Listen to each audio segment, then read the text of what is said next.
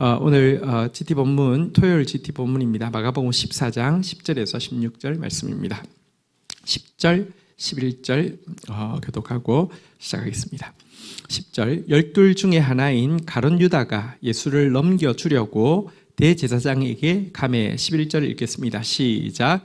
그들이 듣고 기뻐하여 돈을 주기로 약속하니 유다가 예수를 어떻게 넘겨줄까 하고 그 기회들을 찾더라. 10절에 보니까 가룟 유다가 예수를 넘겨주려고 대제사장이 가버렸습니다. 왜 갑자기 무슨 일이 있었길래 그랬죠? 여러분 사실 마리아가 예수님의 속마음을 헤아리고는 값비싼 향유, 얼마나 값비쌌던지 옥합 자체는 소중한 것이지만 옥합을 일회용처럼 쓸 정도로 딱 불러야지만 쓸 수 있는 나드 향유를 부어드리자. 예수님의 장례를 준비하기 위해서 부어드리자. 연기처럼 날아간 그 거액의 돈이 아까워서 막 이 마리아를 향해서 책망을 퍼부었는데, 그런 가룟 유다의 편을 예수님이 들어주지 않고 도리어 마리아의 편을 들어주셨잖아요. 그죠? 우리 오늘 본문이죠. 14장 6절 한번 볼까요? 14장 6절 보겠습니다. 예수께서 이르시되 가만두라. 너희가 어찌하여 그를 괴롭게 하느냐? 그가 내게 좋은 일을 하였느니라 하고 하면서 그는 나의 장례를 준비한 것이다. 가난한 자 돕자고 하는데 가난한 자는 언제 어디서든지 너희들에게 있지만 나는 너희와 항상 함께 하는 것이 아니다 라고 이야기하거든요. 9절 한번 볼까요? 같이 읽도록 하겠습니다. 9절 읽겠습니다. 시작. 내가 진실로 너희에게 이르노니 온천하 어디서든지 복음이 전파되는 곳에는 이 여자가 행한 일도 말하여 그를 기억하리라 하니라. 여기서 그녀의 행한 일이란 헌신적인 헌물만을 이야기하지는 않습니다. 여러분 헌신에는 또 물질이 따르기 때문에 헌신된 그 물질이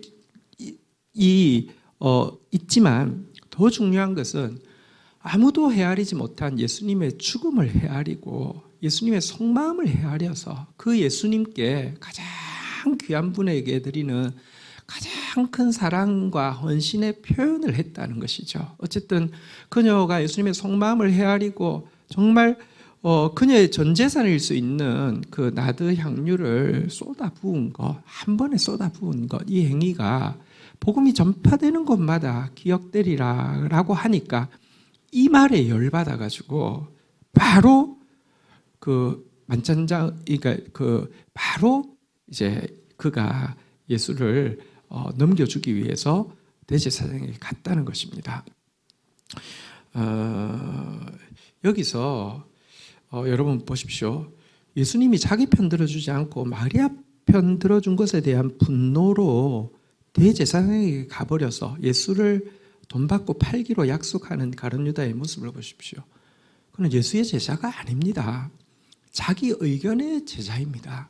자기 의견에 저 사람 따르는 거 괜찮은 일 같아. 내 의견에 저 사람 괜찮은 것 같아. 내 견해에 저 사람 앞으로 잘 될 것 같아. 거기에 붙어 있는 게 나한테도 도움 될 것 같아. 내 선택이 자랑스러울 것 같아. 계속 자기 의견, 자기 견해를 신뢰하고 따라온 사람입니다. 그런데 자기 견해를 예수가 인정해 주지 않고 자기가 책망하고 꾸짖은 마리아 편 드니까 곧바로 여러분 대제사장에게 달려가고 있는 모습 보십시오. 그가 과거에 예를 들어 예수님의 제자로 헌신했던 것, 또 그가 과거에 예수님의 제자로 헌신한 사람 중에서는 그래도 머리가 제일 똑똑했는지 돈꾀를 맡았던 것, 그러니까 다시 말하면 수리의 은사가 있었던 것, 이런 거 하나도 중요하지 않습니다. 그는 자기 의견의 제자였지 예수 제자가 아니었던 것입니다. 또 그가 돈을 받고 예수를 팔기로 결심하였는데요. 단지 돈 때문인가는 사실은 조금 이렇게 의문이 들기는 합니다. 단지 돈 때문이 아니라 지금 방금 살펴본 것처럼 자기 의견이 무시당한 것에 대한 분노도 되게 중요한 것이었을 수도 있고요. 또 한 가지는 제자들이 12이 있는데 자기만 유다 출신이고 나머지는 다 찌질한 갈릴리 출신이에요. 그런데 예수님이 물론 자기에게는 돈꾀를 맡겼지만 중요한 데 갈 때마다 베드로, 야고보, 요한 데려가는 거에 대한 질투도 한몫했을 수 있고요. 또 자기들의 요구와 백성들의 요구와는 반대로 예수님은 자꾸 십자가를 이야기하고 죽음을 이야기하는 것에 대한 환멸이 그에게 와 있었을 수도 있고요. 혹은 예수님을 조종하기 위해서 예수님을 위기 상황으로 몰아넣어서 그분이 스스로 각성해가지고 그 능력을 떨치게 함으로 말미암아 무언가 이 이스라엘에게 구원의 그 구원자로서 나타나게 하기 위해서 그러면 이스라엘이 로마로부터 해방되어질 수 있다는 계산에 의해서 예수를 조종하려고 했을 수도 있습니다. 단지 돈만의 문제가 아닐 수 있습니다. 근데 어쨌든 확실한 것은 자기 계획과 자기 야망을 실현하기 위해서 예수를 따르는 자였다는 것입니다. 자기 목표를 이루기 위해서 예수를 조종하는 자였지 예수 제자가 아니었다는 것입니다. 자기 의견이 중요하고요. 자기 계산이 중요하고요. 자기에 대한 인정이 중요하고요. 자기 판단이 지금 중요하고요. 예수마저도 자기 계산대로 조종할 수 있다고 생각하는 사람이 가룟 유다였다는 것입니다. 그런데 여러분 이런 사람이 예를 들어 자기 목적이 이루어졌어요. 예수를 이렇게 해가지고 이렇게 하면 이렇게 될 거야. 그렇게 되면 이런 그림이 이루어지고 이런 그림이 이루어지고. 보세요. 자기 목적이 이루어지고 나면 근데 그 자기 목적이라는 걸 잘 생각해 보면 결국 다 눈에 보이는 거고 현실적인 것 아닙니까? 현실적인 어떤 목표가 이루어지고 눈에 보이는 목표가 이루어지고 나면 결론은 무엇으로 그것을 환산할까요? 내가 지금 내 목표를 이루었다는 것을 뭔가 그 정량적인 무언가로 카운트할 게 있어야 될 거 아닙니까? 그 카운트는 뭘로 할까요? 자기가 중심이 되어서 눈에 보이는 것으로 자기 뜻을 이루려고 하는 사람이 결국은 종국적으로 정량적으로 셀 수 있는 가치는 돈입니다. 분명합니다. 권력도 명예도 권력, 명예도 분명히 눈에 보이는 것이긴 하지만 그것을 결국은 내가 얼마나 권력이 있었는지는 내 통장을 보면 옛날에는 나 정말 찌질했는데 권력 쥐고 나니까 이만큼 생겼네. 명예도 내 옛날에는 알아주는 사람 없었는데 나 요즘 하면 전부 다 와와 하는데 내가 얼마나 대단한 사람이지? 통장 보면은 이것 가지고 계산하게 되어 있습니다. 그래서요, 사실 예수님께서 그가 가난한 자도 이거 사용할 수 있었다라고 가룟 유다가 이야기했잖아요. 이거에 대해서 요한복음 12장 6절에 보면요, 이렇게 코멘트를 달고 있습니다. 한번 볼까요? 요한복음 12장 6절. 같이 읽도록 하겠습니다. 읽겠습니다. 시작. 이렇게 말함은 가난한 자들을 생각함이 아니요 그는 도둑이라 돈깨를 맞고 거기 넣은 것을 훔쳐가미러라. 여러분 여기 가룟 유다가 도둑이라고 이야기했습니다. 돈깨에 맡았는데 거기서 일부를 훔쳤다고 이야기했습니다. 이것은 팩트입니다. 이것은 실제이죠. 그런데 예수를 판 것, 예수를 지금 대제사장이 판 것이 은 30 더 받으려고 했느냐, 그거는 좀 퀘스천이 있습니다. 다시 이야기합니다. 아까 이야기한 여러 가지 요인들이 있을 수 있다는 것입니다. 그러나 그 요인 뒤에는요, 돈이 있다는 것은 또 틀린 말이 아닙니다. 눈에 보이는 것으로 자기로서 자기가 중요하고 눈에 보이는 것으로 계산하는 사람에게는 결국 돈 남습니다. 이단적인 또 영적 무당 역할을 하는 사람들요, 결국 제일 관심 있는 게 통장입니다. 결국 제일 관심 있는 거 통장이라니까요. 돈이라니까요. 그래서 사실은 우리가 아무리 영적인 말을 한다 할지라도요, 관심사가 돈밖에 없다고 하면 그거는 영적인 것은 포장이고 핵심은 돈이 되는 것입니다. 돈이 귀하면 돈 불탈 때 여러분 함께 불타게 될 것입니다. 정말 없어지지 않을 가치, 돈으로 계산할 수 없는 가치를 추구하는 것. 제 말이 이 세상에 돈은 아무것도 아니다, 이거 아닙니다. 이 세상을 사는데 돈 중요합니다. 그런데요, 돈이 제일 큰 가치가 되어지면요, 돈의 종이 되는 것이고요, 하나님 앞에서 충성스럽게 물질 사용할 수도 없는 사람이 되어질 뿐입니다. 그리고 더더구나 영적인 목표를 향해 나아갈 때 그것이 결국은 까보면 돈밖에 없다고 하면 그것이야말로 비참한 것이고 그것이야말로 가룟 유다의 길을 가는 것임을 우리는 기억해야 할 것입니다. 자, 어쨌든 이렇게 기회를 찾고 있고요. 12절 가보도록 하겠습니다. 12절 오늘 본문 12절입니다. 같이 읽겠습니다. 시작.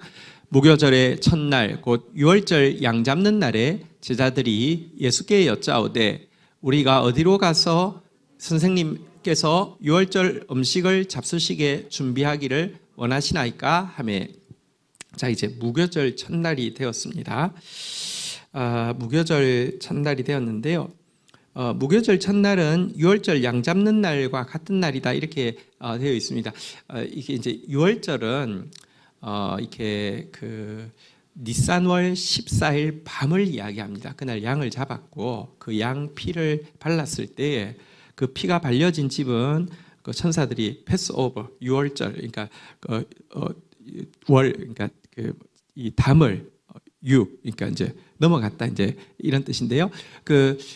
이 니산월 14일 밤을 유월절이라고 하고요.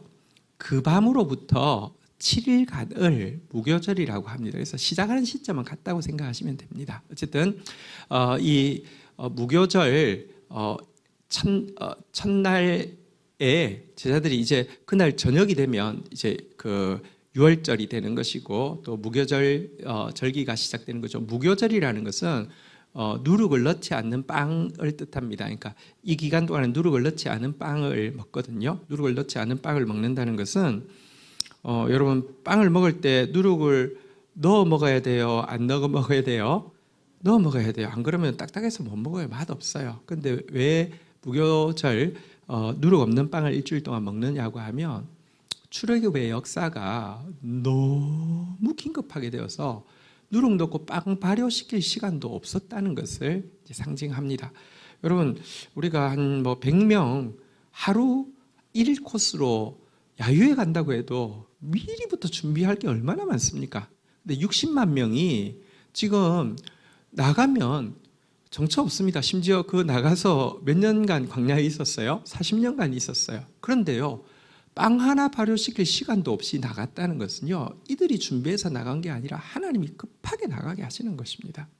저희들도 여기 올 때에 과거 있던 교회에서 계약 기간은 지났고 움직여야 되는데 갈 곳도 없고 그때 이제 막 이런저런 사정이 있어서 교회에 이게 이런 장소에 대해서 논의조차 할 수 없는 그런 답답한 상황에서 갑자기 실은 그 주 금요일 날, 그 주 주일 날, 지금 이야기할 수 있지만 그 주 주일 날 제가 건강은 진짜 안 좋았으니까요. 건강이 안 좋아서 안식년을 좀 가지겠습니다 하고 다른 목사님 오게 해놓고는 저는 도망가고 그 목사님 워낙 좋은 분을 이제 오게 해서 그분이 담임하시면 좋겠다는 생각할 정도로 정말 길이 하나도 안 보이는 상황이었는데 그 주 금요일 날 GT 본문에 주님께서 말씀하셨습니다. 때가 찼기 때문에 이제 내가 너를 이제 나가게 하겠는데라고 하시면서 제가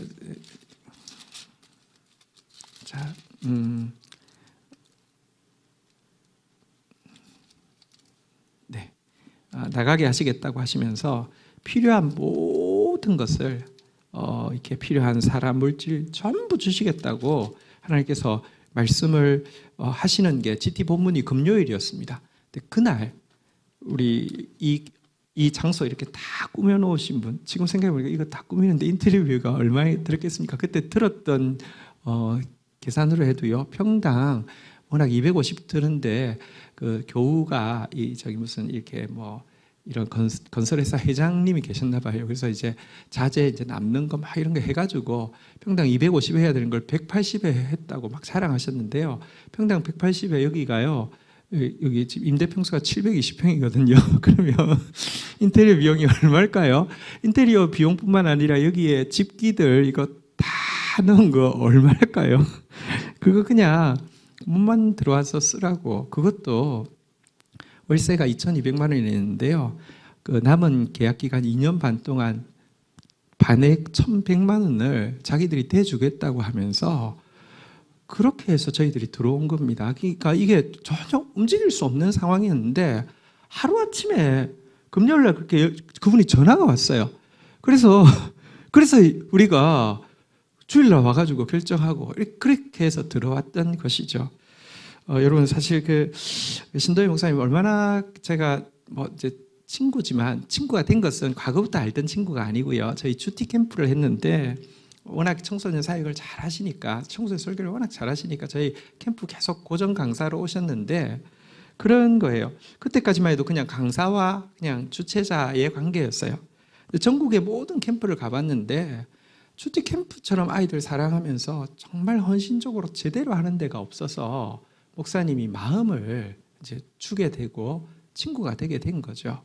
근데요, 금요일날 저한테 전화해가지고 그래서 이렇게 우리가 이제 주일날 와서 보고 결정했잖아요, 그죠? 월요일날 전화가 왔어요. 목사님 웃으면서 목사님 꼭 말투가 좀 그렇거든요. 목사님 이렇게 저한테 이제 이야기를 해요. 목사님 하나님이 목사님 많이 사랑하시나 봐요. 그래서 왜요? 그랬더니 주일날 어느 교회에서 전화가 왔대요. 송파 지역에서 큰 교회에서 갑자기 이제 교회가 쪼개지게 돼가지고 그 교회가 나오게 됐는데 교인이 많은 거예요. 그래서 이 장소가 꼭 필요하고 이 장소 뭐 월세 뭐 반지원 이런 거 아니라 전부 자기들이 다 낼 테니까 달라고 전화를 한 거예요. 근데 하루 전에 저랑 약속했잖아요. 그래가지고 그 제안을 거절하고 저희한테 그렇게 해가지고요. 2년 반 동안 그렇게 지원했고요.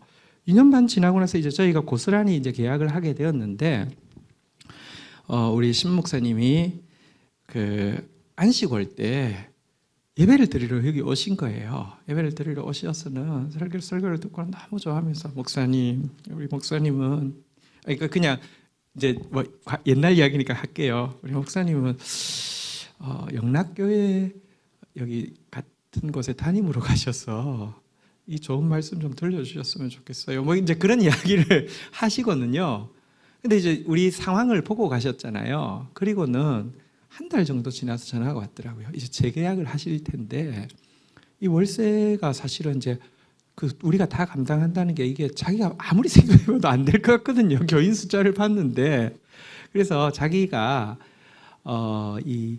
여기 인투비전 스쿨이 있는데 그 학교를 우리 다음 세대 교회를 2년 반 동안 1,100만 원씩 지원해 줬는데 그 기간 끝났는데 또 200만 원 지원한다고 하면 교인들이 누가 동의하겠어요. 그러니까 인투비전 스쿨을 지원한다는 명목으로 우리 월세에 돕겠다면서 200만 원 하겠다고 그래서 3년 동안 하겠다고 연락이 와가지고요. 그래서 지금까지 그렇게 신실하게 해주셨어요.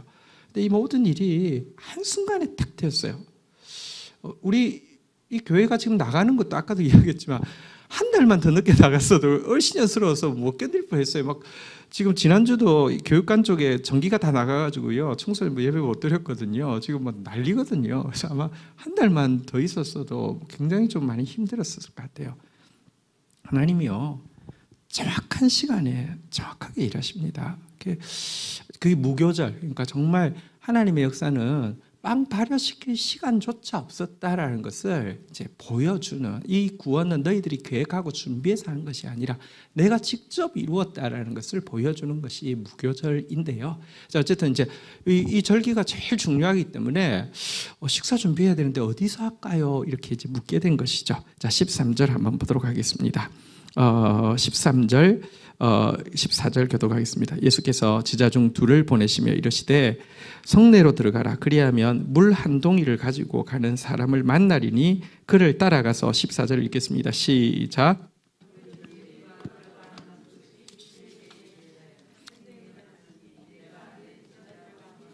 유월절 음식 먹을 나의 객실이 어디 있느냐 하시더라 하라. 자, 15절 제가 읽겠습니다. 그리하면 자리를 펴고 준비한 큰 다락방을 보이리니 거기서 우리를 위하여 준비하라 하시니.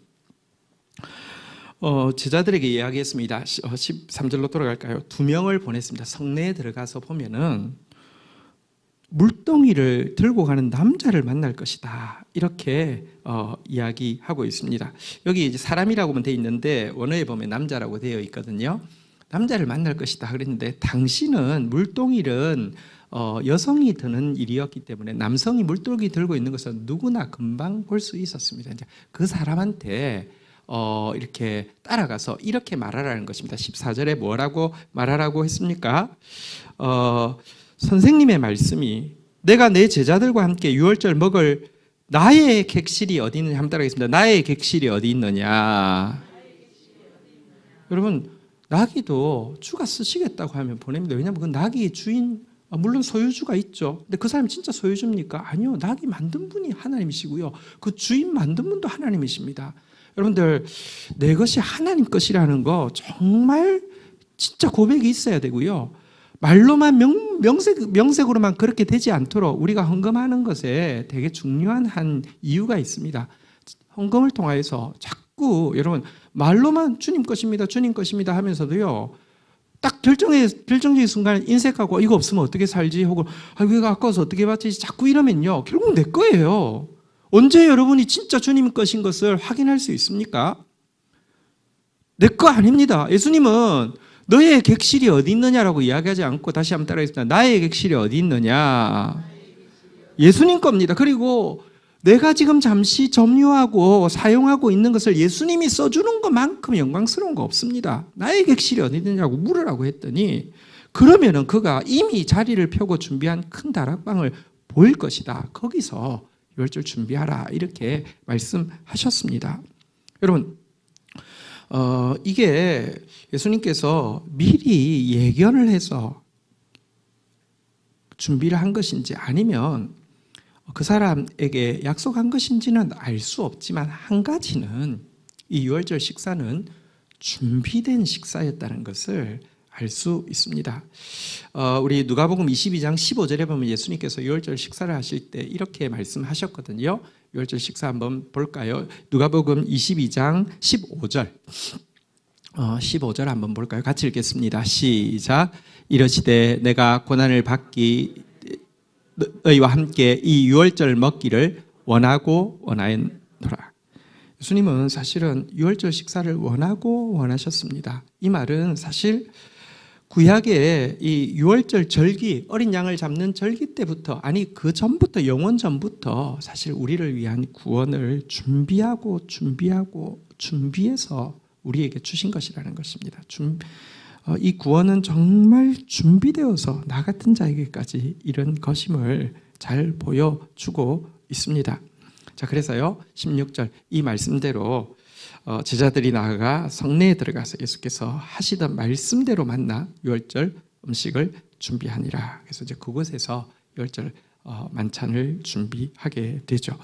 자, 그런데 이 유월절 만찬과 마지막으로 예수님이 하신 이 유월절 만찬, 다시 말하면 성만찬이라고 하죠. 성만찬과 구약의 유월절 식사의 차이를 간단하게 말씀드리고 마치려고 합니다. 구약의 유월절 식사는 어린 양을 잡고 나서 그 이제 양고기와 그리고 무교병과 쓴 나물과 그리고 이 빵이나 나물을 찍어 먹는 그 이제 벽돌색 그 이제 소스가 있습니다. 이 소스 이게 이제 기본 그 세트인데요. 이 세트를 먹으면서 가장 중요한 것은 어린 양의 속죄의 필요성을 이제 고백을 하는 것이죠.